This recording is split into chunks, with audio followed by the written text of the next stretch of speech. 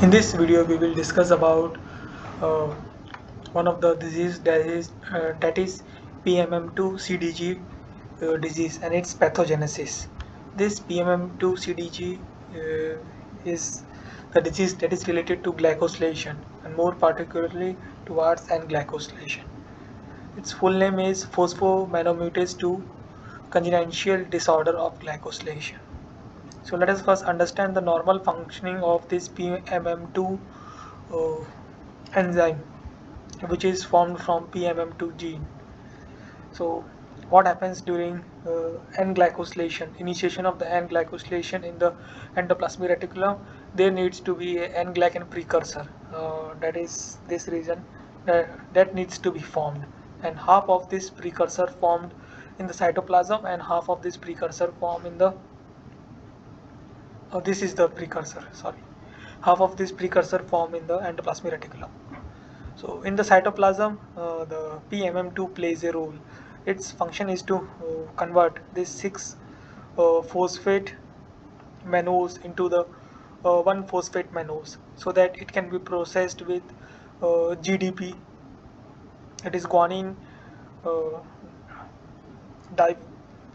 I'm not able to recall the exact full form. It is related to guanine. So this mannose that is binds to GDP will then be will then help this mannose to attach to this dolichal membrane, or not dolichal membrane, this dolichal compound, so that it will form a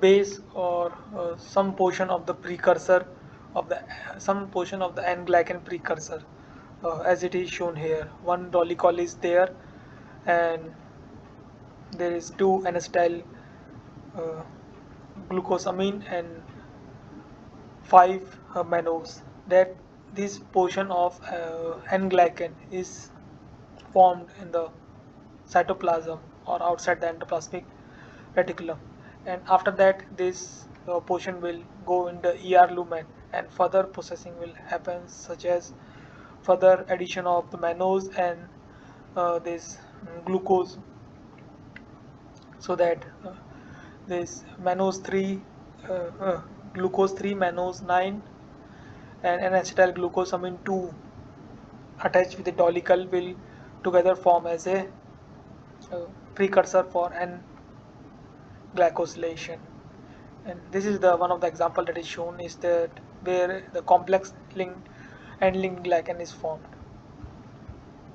The function of this PMM2 is that is to convert this 6 mannose phosphate into the 1 mannose phosphate so that it can be processed with the GDP, and then give and then this mannose can be uh, used for the N-glycan precursor formation.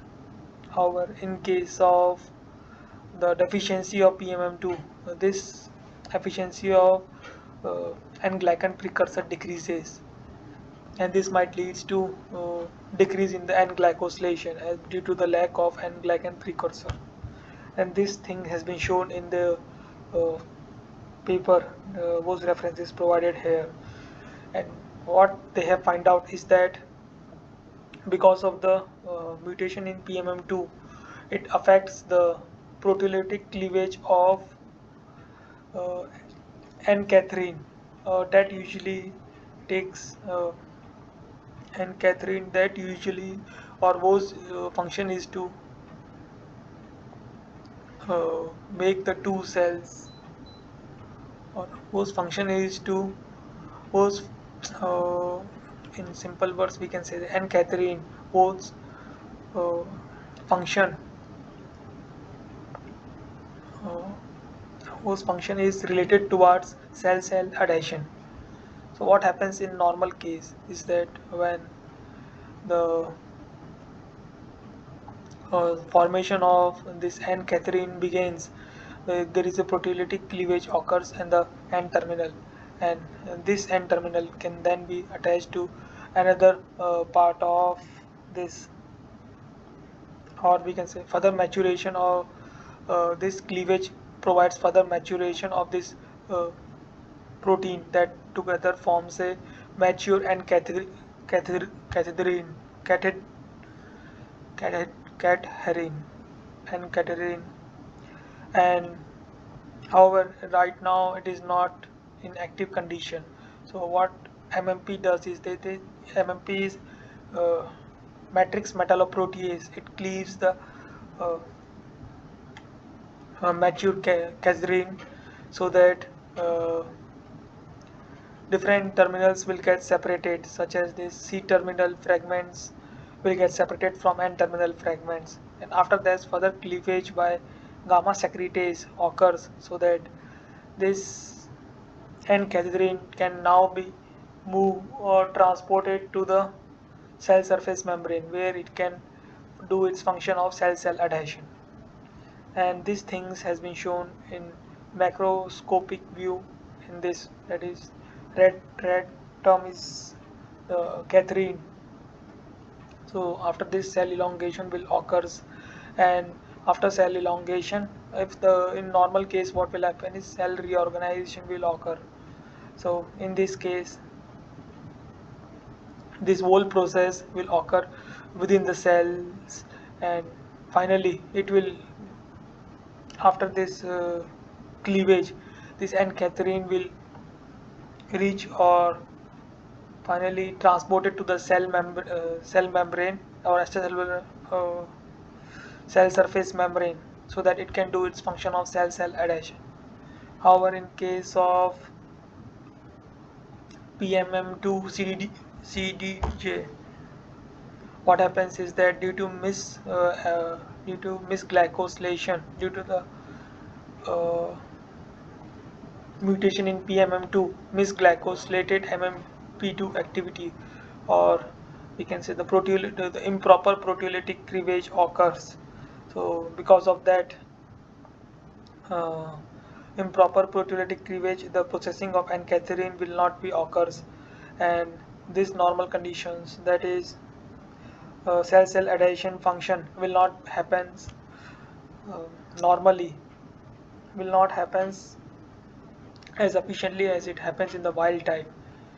So uh, this might lead to several problems uh, that is not yet been properly and the root the or we can say the root mechanism behind those symptoms has yet to be identified. However, these things can this finding, such as is improper proteolytic cleavage of N-cadherin, can be act as a starting point to move towards finding of different mechanism that might connect or that might give a logical reasoning towards the symptoms that observed in PMM2 CDG diseases.